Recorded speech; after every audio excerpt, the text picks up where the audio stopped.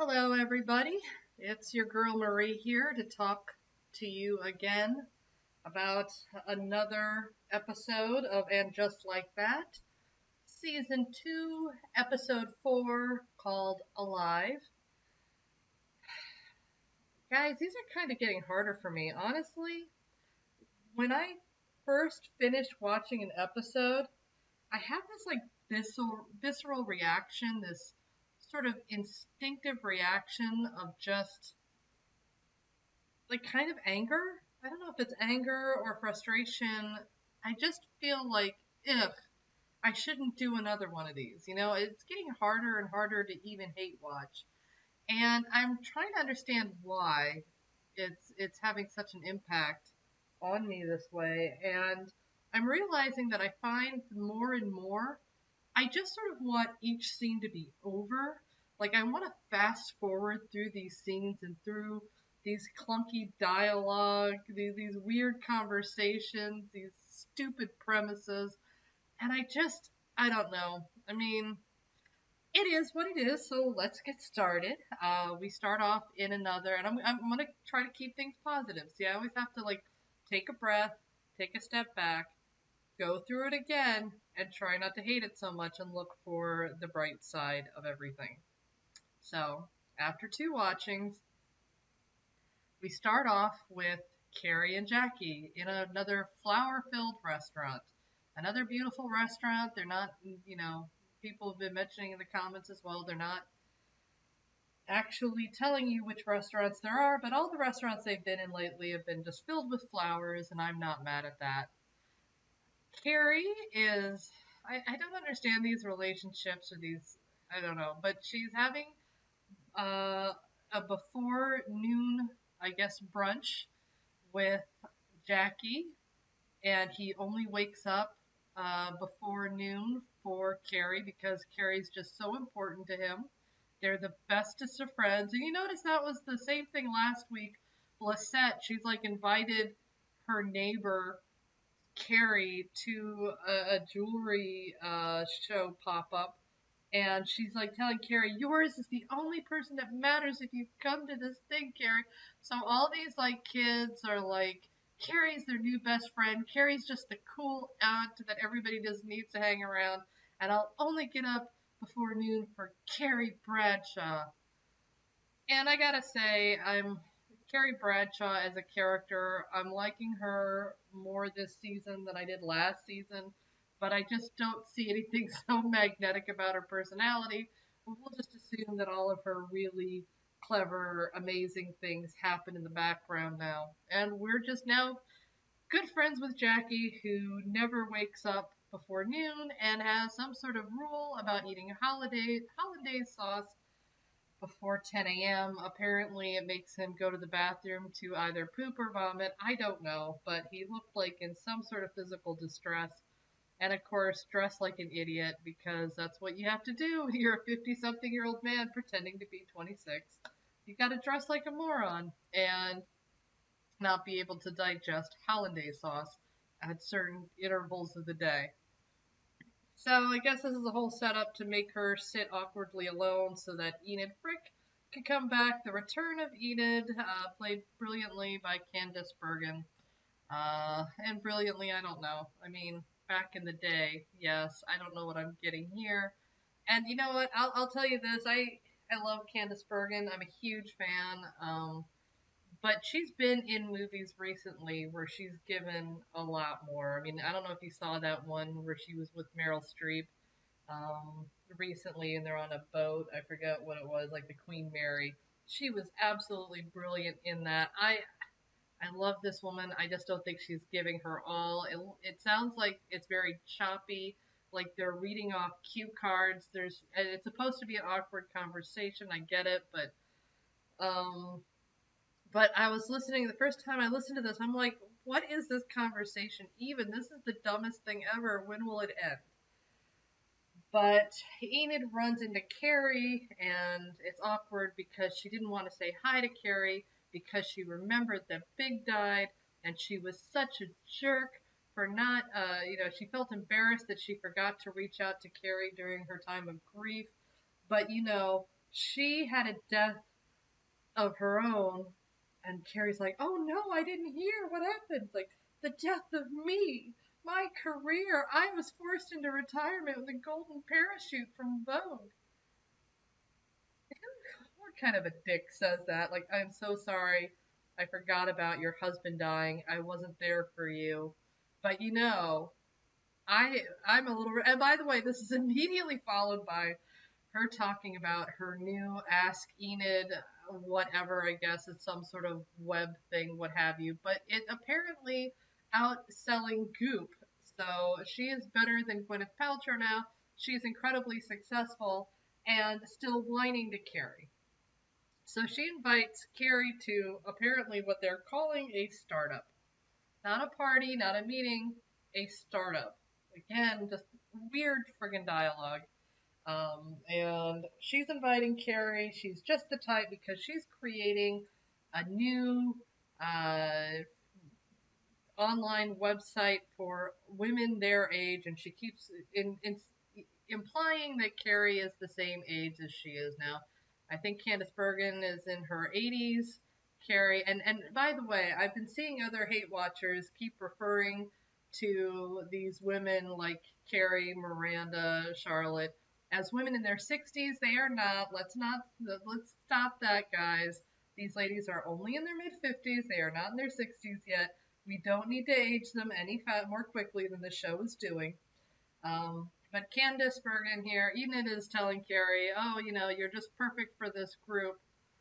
And Carrie's trying to get Enid to plug her book. And Enid says, "Well, if I plug your book, I have to plug everybody's book." And, then it's just this weird, clunky dialogue of that's why she never became a writer, so she wouldn't have to have awkward conversations like this. I mean, when they used to have awkward conversations, it was like there was something realistic about it. This is like they just don't know how to deliver their lines, and they're trying to insert awkwardness into just the dumbest dialogue. Oh, I didn't like the scene, guys. I'm sorry. Uh, then we see Charlotte and Harry and LTW and Herbert, and they're all saying goodbye to their kids as they get on the bus to summer camp. And LTW says goodbye to her young son who's in high school, and I'm sure Ainsley was in the background growling at him sexually because that's what we're doing now to high school kids. Um, yeah, and the fact that LTW, you forget she has a son this kid's age that she was growling at. All right, but we're gonna let that go. I'm gonna just sort of let that go that they're growling at kids because again, I'm trying to stay positive. And Harry and Charlotte rush off to make love because they're an adorable couple and I love them to death. And in this scene, I'm not a fan of LTW's outfit, but Charlotte looks dressed like in a normal outfit, no puffy sleeves, no big bows by her face and her neck. So there's that. Okay. Now we have Miranda. She wakes up in the house in Brooklyn with Steve and Brady, and Steve is looking good. He is in shape. He is boxing. I'm loving those abs. Um, and she is going to, waking up her Brady, who can't even sleep with all the noise being made by the boxing, and letting everybody know family therapy is at 1 o'clock. And next scene, we have. Sorry, this is so stupid.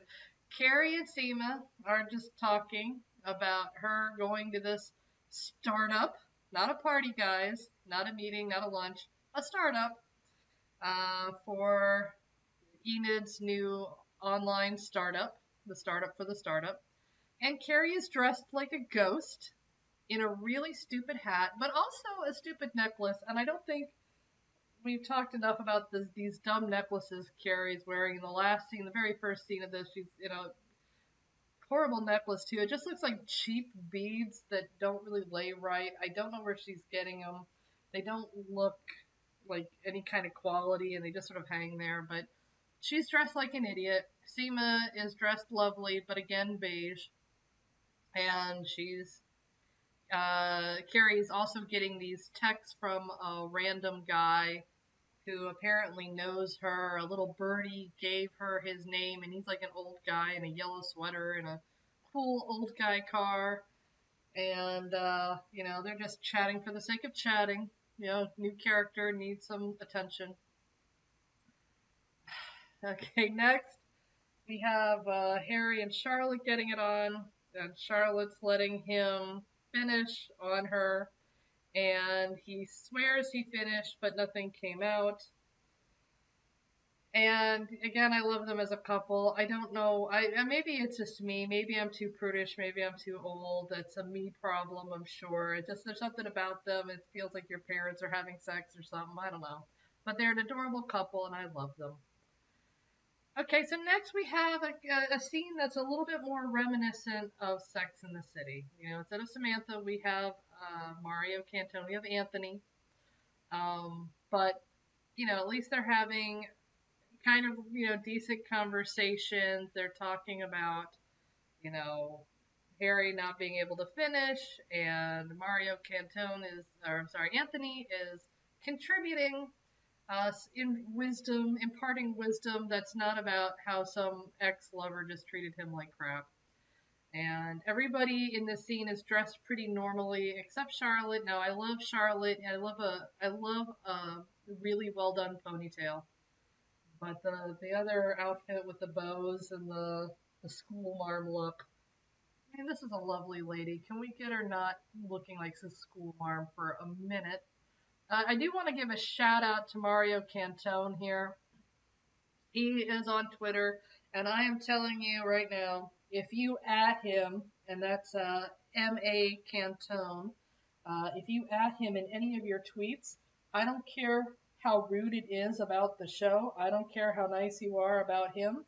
He usually will either like and or retweet you, but he'll always like it. It's weird. He looks for all of his ads, and he's just the coolest on Twitter. So if you give him a little compliment or something, he'll usually like your tweet.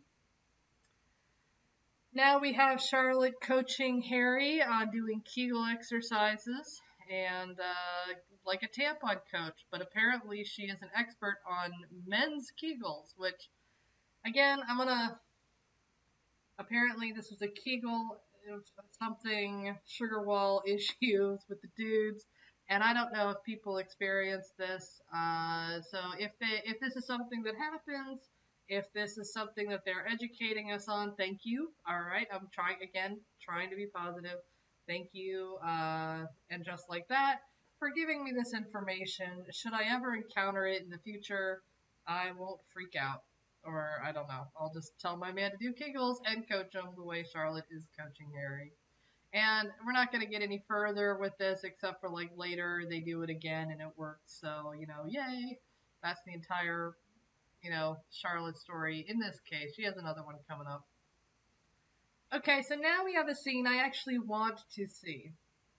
And it's a good scene, but it doesn't go on long enough. It's like the stuff you actually kind of are interested in is real short. We spent more time with Harry and Charlotte doing men Kegels or however you pronounce it.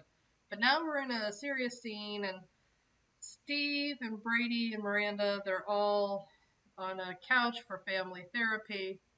And I thought this is the first time I kind of like Brady a little bit. And yeah, I also shout out to Drag Dungeon. Drag Dungeon is a great podcast, and they do And Just Like Crap, which is a great review of these series on YouTube. One of the guys keeps calling Brady Hobbs Brady here the chef from Ratatouille, and if you know, you can't unsee it. I swear to God. But he actually was kind of awesome in this. He was just sort of brutally honest, and he's like, Steve's like, oh, and also another shout out, Mike Harlow, if you're not following him on Microaggress, I don't know how to pronounce it, but he has a YouTube channel. He's been doing some live chats, streaming of these reviews that he's been doing, and he does the most dead-on Steve impression. I can't stop thinking about his Steve every time now. Steve opens his mouth. I hear Mike Harlow's weird little impression, and it's just really ridiculous. But Steve's on the couch, like, oh, Brady, good for you. He's getting over his breakup, and Brady's like, well, what about you guys? I don't care about my girlfriend anymore. I'm over her already, it seems. But you guys, I mean, what's going on? Are you separated? Or is mom living on the couch? Like, what are we doing here? And Steve is like, oh, okay, I'll just move into a new apartment and I can get something closer to Scout, the bar I own. And you know what? Justice for Steve, man. This guy, and I don't, all right, so we know Carrie's super rich, right? And everybody's like rich and successful. But I never got the vibe that these two were really all that rich. I know that Miranda was a corporate attorney, but Miranda stopped being an attorney many years now, right? She, before the pandemic, and she was saying, I think in the first season, she was mentioning that, you know, when Trump really short, she referred to the Muslim ban, and that was really early into Trump's presidency. So we're talking like 2016. I mean, she's been kind of unemployed and or a student for, gosh, do the math now. Like, are we coming on 9 years? Like, this woman's been unemployed, and Steve owns a bar. I don't know how much money, how much profit. I mean, a lot of bar owners are broke as hell, and they live in Brooklyn. So I guess that bar, which, if memory serves, was a pretty small space, unless he expanded or something. But just that he would have just the money. Oh yeah, let me just find an extra spot and I'll move by Scout. While my cheating, whoring wife, because they're not an ex-wife yet, just lives in the house, and he's just so gracious to do this. Justice for Steve. I don't get it. He's just, I love him, but what a doormat. My God. And then Miranda says, well, thank you. And then says very little else. And Brady, Hobbs Brady, he says that he's not going to start school in the fall after all. And Miranda says nothing. And Brady points at Miranda and tells the therapist, this isn't her, by the way. You haven't met my mom yet. Like, this isn't her, this silent, agreeable, what have you person. And absolutely right, Brady. Call your mom out. And he's like, you got nothing to say. She goes, I've got nothing to say. So then Miranda gets off an elevator. You see her coming up an elevator with Carrie. And she has plenty to say to Carrie, but she tells her, look, I can't say anything. I blew up the family. It's all my fault. So what can I say, essentially? But they go, and this is the most disappointing thing, man. I thought last week, at least with all the shit we had to eat last week, that it meant no more Che. I thought we'd have a Che free. I knew that we'd have something with Che, but because they were just from the previews. But like so soon, like after that crap, they're just back like nothing happened.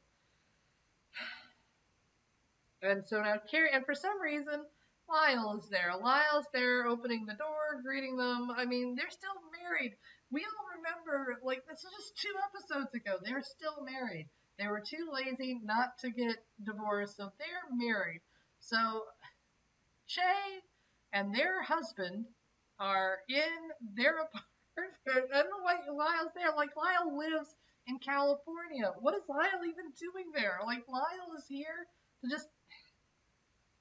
Guys, it's so friggin' stupid. And shout out this week to IKEA. IKEA has decided it's going to be the brand that, and just like that, thoroughly demolishes. She's putting together IKEA furniture, and the couch breaks because it's a piece of crap IKEA couch the moment somebody sits on it. And yeah, there's a moment where, of course, Che and Miranda have to get busy to the bedroom right away. And so Lyle and Carrie are sitting in the kitchen talking about how they met and how Lyle was Che's hairdresser and gave her a cute pixie. And then then in return, he gave her a shag. And then Carrie says, well, that was very shampoo of you. That was very shampoo of you. the writing. That had to have been AI generated, right? Like, what a weird line. That's very shampoo. What does that even mean? I just, but I don't know. For some reason, Carrie is talking to Che's husband while Che bangs her friend in the bedroom. That's what people with manners do. Okay, all right, moving on. I'm kidding. It's hard, man. This is getting hard. All right. So LTW and her husband Herbert. Now I'm gonna reflect back on the first season when Charlotte is introducing LTW or describing LTW to her friends, and she's like, "Oh, she's a humanitarian and a documentarian, and she's on Vogue's 100 Best Dressed list." And her husband's thinking about running for mayor. And they mentioned, I think they had like a second thing where they're at that fundraiser where it looks like Herbert might actually run for mayor. Okay. Well, now Herbert's thinking he's going to run for comptroller because, like that weird Princess and the Pea episode where Carrie was dating a politician in Sex and the City, he was running for comptroller. I don't know. Is it because they think that the word comptroller is particularly funny? Like the way that Bugs Bunny kept saying Albuquerque, because it's a funny name, so they keep saying comptroller as if it's the only political position one could hold. And like for mayor or comptroller, can we fucking pick a lane? I'm sorry. I'm all right. It's a beautiful space, another beautiful restaurant. And I will say this now to give a little context, LTW and Herbert have been married 20 years. They are celebrating their 20th wedding anniversary. They have invited roughly 30 people to this event. And they're at a restaurant, and very few people have shown up, and it's getting kind of late. Where is everybody? Now, I will say this a lot of people on this series are not doing their job. One person who is killing it, absolutely killing it, is whoever is in charge of casting. Because Herbert introduces his father, and it's Billy D. Williams. Love it, love it, love it. And of course, there's some sort of art guy that Charlotte's talking to, some sort of big wig, played by Victor Garber, of Titanic, and what is it that Legally Blonde and Alias and everything else. And this guy, he's a very powerful guy in the art world. He remembers Charlotte because, and I quote, "I always remember memorable people." What are the odds? Me too. I always remember memorable people. What a weird thing. What a coincidence. But of course, guys, this is so freaking stupid. It's so dumb.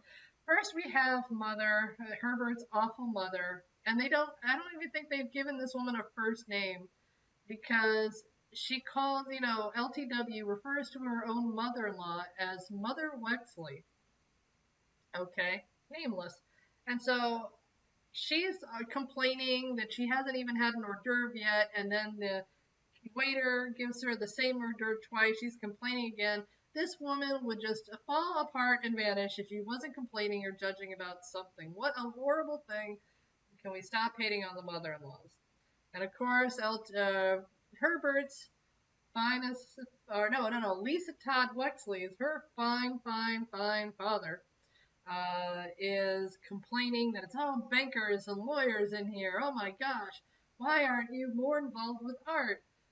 And the mother-in-law is a pianist who just only wants money. I don't get it. It's so dumb. But dumber than all of this stupidity is Herbert. Herbert forgot to hit send on the emails for the invites. And Lisa asks, LCW asks him, like, hey, did you follow up on the RSVPs? Now, this is a 20th wedding anniversary. Obviously, this is something you kind of plan weeks out. You would track the RSVPs, you would figure out who's actually coming or not. Discussions would be had. Now, I get that we all have some sort of story about forgetting to hit send on an important email, but this is the kind of thing that, like, if you did, then 5 days later, oh, I should have hit send. Why hasn't somebody responded? There would have been more than just showing up at this restaurant like, what? I forgot? And I'm sorry, Herbert, but after episode 1 of this season, you didn't know where your red tie was as the only red tie on your tie rack, where all of your ties are neatly organized, and that is, of course, where your tie would be. I don't think Herbert is competent to become comptroller. And he was saying at first, originally in this episode, he wasn't going to run for comptroller because, he could stand to help out LTW more, and everybody's a little too stretched too thin. But because his father, or LTW's father, is making a big stink that Herbert isn't doing anything worth doing that's not profit driven, and apparently being a comptroller is this great humanitarian thing to do, LTW announces her moronic as hell, can't tie his own shoe, her husband Herbert is going to run for comptroller. And this is all to satisfy these bickering in-laws who not only are they just really judgmental, but my God, I don't get this. Okay, look, I get this kind of attitude. Maybe you're going to be this vile. If your children are about to get married, you don't really approve of the person they're marrying. Maybe you get a little angry with them, a little jerky with them a year or two after they're married. I wouldn't, but I guess there are jerks out there. These people have been married 20 years, like their oldest looks like he's about to go to college any minute. Like, they already have set careers. They're already multimillionaires, right? I mean, she's at the Met Gala, and he's. Why are these sour pusses so angry and judgmental of their kids constantly? I mean, who has this lack? Are these parents going to hook up with each other? Is Billy D. Williams going to have to take Herbert's mom, Mother Wexley, and put a smile on her face finally? These people, man, it's so stupid. Why are we here? Why is so much time being dedicated to these new characters? Guys, all right. You know what? Moving on. Oh, gosh. No, okay. All right. I'm sorry, guys. I have to compose myself. All right. So, because the mere act of sitting on Che's IKEA couch destroyed the couch, because, IKEA, they're all just partying with red Solo cups on the bed. And Lyle's in bed with, so stupid, with Che. Because why not? You know what? It's not stupid. They're married. That's what married couples do, right? That makes perfect total sense. Except that Miranda's also on this bed, and he's talking about pegging, and then she's talking about strap-on, and Carrie's like, you know what? I gotta bounce. And I'm like, same girl, same. Can I go with you? I don't want to have anything to do with whatever these horrible people are doing on this bed. But Carrie leaves. She was done. And so, I guess Che, because she didn't want Miranda to be uncomfortable. And again, I don't understand this. I don't know why we're overnighting. I mean, they have cabs in New York, right? Miranda has a whole house of her own. Surely she could take a cab to Brooklyn or some sort of, I don't know how far. They always talk in this show like Brooklyn is like a million miles away. But apparently Miranda's forced to spend the night. And she has to sleep in the same bed with Lyle. That makes perfect sense because Che is going to be, I don't know, a gentle person. And they are going to go sleep on this busted couch so that Miranda can be treated into bed with Lyle. I don't get it. But that's not gross enough for Che. That's not uncomfortable enough. Che is going to sandwich themselves in between Miranda and Lyle and start making out with Lyle. And of course, Lyle starts grabbing onto Che. And now we have a surprise threesome. A surprise organic threesome. And they're asking if it's okay, and Miranda's like, yeah, it's okay, but then Miranda gets a Charlie horse from like leaning over them while they are making out. Like Shay and Lyle are going to town. Miranda's got to get off because of a Charlie horse, but you guys go ahead without me. It's cool. Yeah, go ahead and have sex with your spouse in your apartment while I sleep on the couch. It's a-okay, everybody. That's totally cool. And then Shay goes down to the broken couch and starts making out with Miranda. And she's like, no, I want to be with you.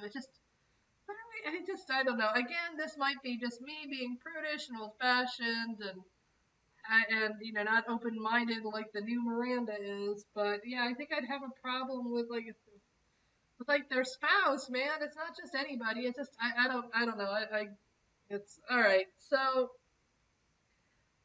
that happened. It just happened. It happens. It simply happens. So Carrie goes to the startup. And of course, it's all these old ladies there. Iconically, they have Gloria Steinem there. But of course, she runs into Bitsy Von Muffling again. Bitsy is back, and she is all over these episodes now.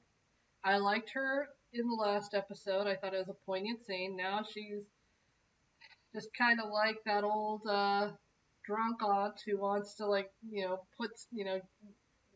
share men with you. It's this kind of growth. But quick thing about Bitsy, I want to see her with her kid. You remember she got pregnant from Dr. Mao, or as I call him, Dr. Wow.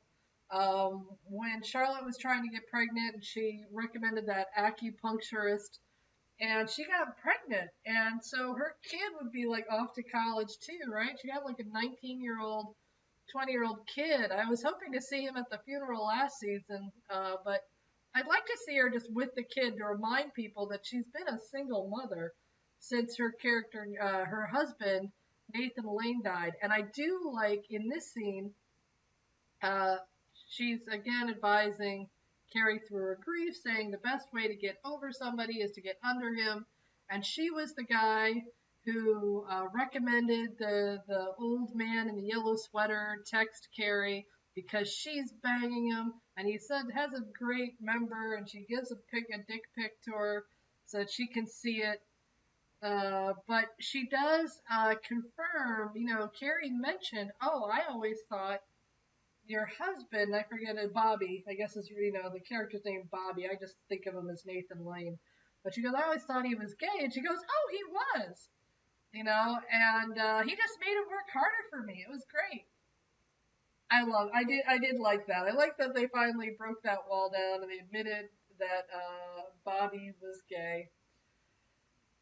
But she's going through these ladies who lunch, and she looks, Carrie does look, again, 20 years younger, 20, 30 years younger than these ladies, because of course she does.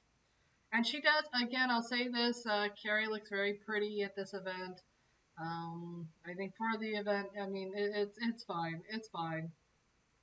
But she's going around with Gloria Steinem, and then we find out that Candice Bergen, she only didn't invite her to be a contributor to this startup. She invited her to donate $100,000. She has deep pockets. She knows Big died. And so Carrie says to her, well, if I gave you $100,000, then I have to give everyone $100,000. And then Gloria Steinem shows up, and they get this lady to take some pics of them, and Candice Bergen goes through her phone to look at the pics and sees the dick pic that Bitsy just gave Carrie and realizes it's the guy she's banging too, so everybody's banging this old dude. And Carrie's like, okay, this is an awkward conversation now, and oh my gosh, so how much did you want me to spend on your startup? And I don't have a checkbook. And then Candice Bergen's like, oh, I have PayPal. And then the final line is, and just like that, Enid and I became PayPals. I don't know, guys. I don't know. It's just, I mean, what am I keep hoping to get excited for something. I I just get little scraps. It's all you can hope for now are just little scraps. Like maybe you'll have a cool conversation that's almost like the original. Maybe you'll see some pretty flowers. Um, but it's not enough to hold on to. And if we're gonna give LTW and her husband these long drawn out stories, can we get some attention to Mario Quintana? Can we give Anthony a storyline, like a real storyline, not just a couple quick lines at lunch and then he's gone? I'd love to see that. I don't know. I don't know if I'd love to see anything. They're just slowly but surely ruining these characters for me. I just, all right. I'm trying, guys. I'm trying. I will see you next week. In the meantime, just to plug my work again, I don't do Patreon. I don't do anything else, but I do very graphic, very gorgeous, fail-proof, very expensive resumes. They're like the Birkin bag of resumes. So if you have, a couple thousand you want to let go of and a waiting list you want to be on, by all means, let me know, and I will be your fabulous resume writer. Other than that, I guess I will see you next week and hope it gets even a little better. But I've noticed that even the people who either actually liked, enjoyed last season, or those who have been the most generous toward this series, even they're kind of struggling now. You see them like with drinks now where they didn't need them before. I don't know. I guess we'll get through it together. I don't know if a third season is worth the hate watch though, man. It's getting a little arduous. All right, but you guys have a great week, and I hope you all had a good holiday.